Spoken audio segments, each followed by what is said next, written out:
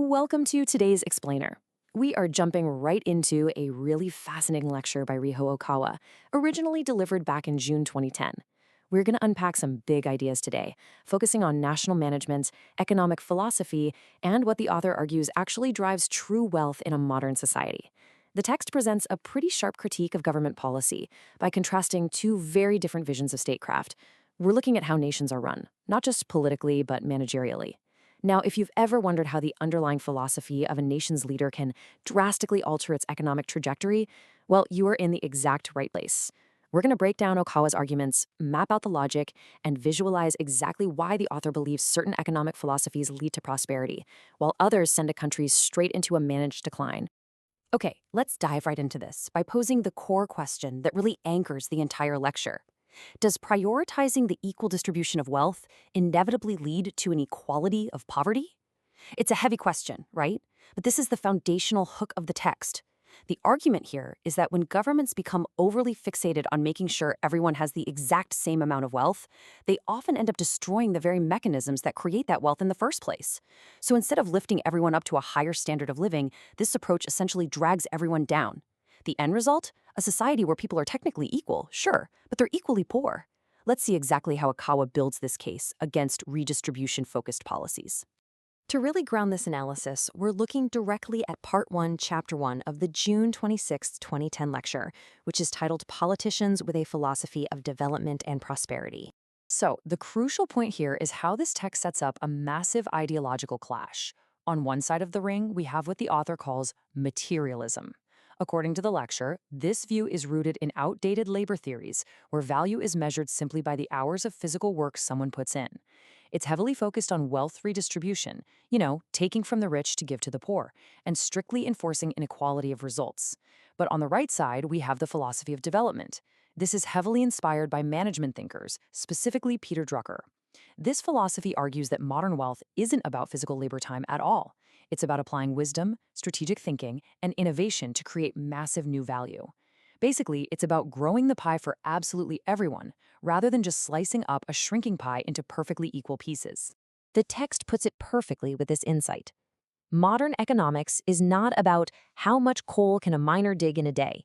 It is about how to create massive value using wisdom, strategy, and software. Think about that for a second. The argument is that political leaders who still view the economy through the lens of industrial-era physical labor are just fundamentally unequipped to manage a modern knowledge-based economy. If your whole governing philosophy is based on counting hours of manual labor and redistributing the output, you completely miss the invisible, exponential value created by ingenuity, management, and technology.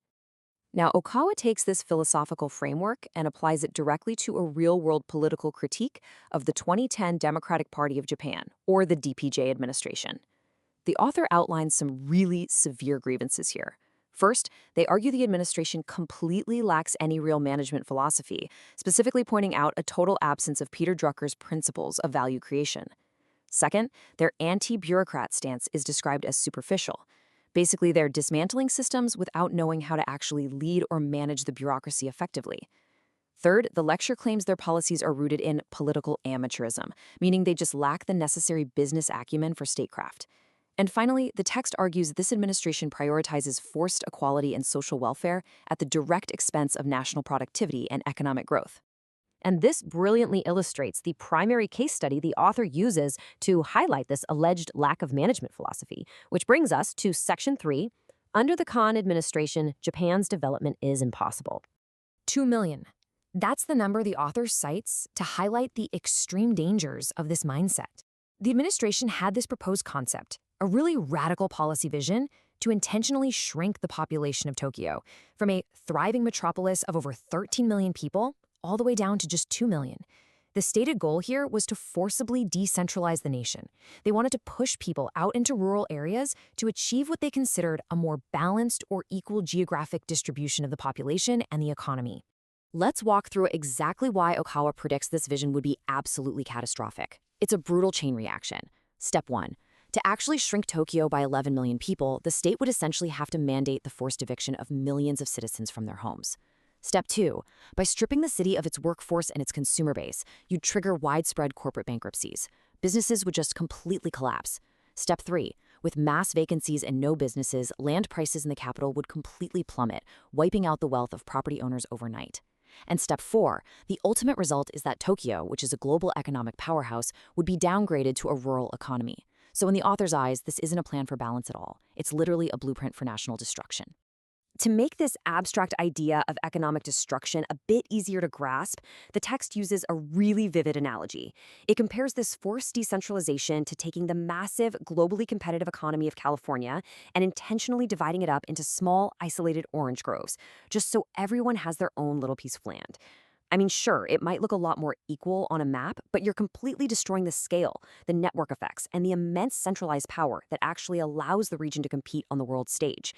The argument is that by intentionally shrinking your economic center, you hollow out the entire nation's global competitiveness. Let's move on and see how this builds to a much broader and frankly darker warning from the author. This isn't just about bad urban planning.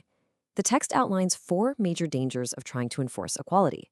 First, to actually guarantee equal outcomes, the government has to wield terrifying authoritarian levels of state control over people's lives and property.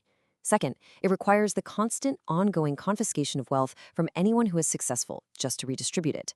Third, this kind of environment fundamentally crushes outstanding individuals. It kills entrepreneurship and any incentive for innovation because success is basically penalized.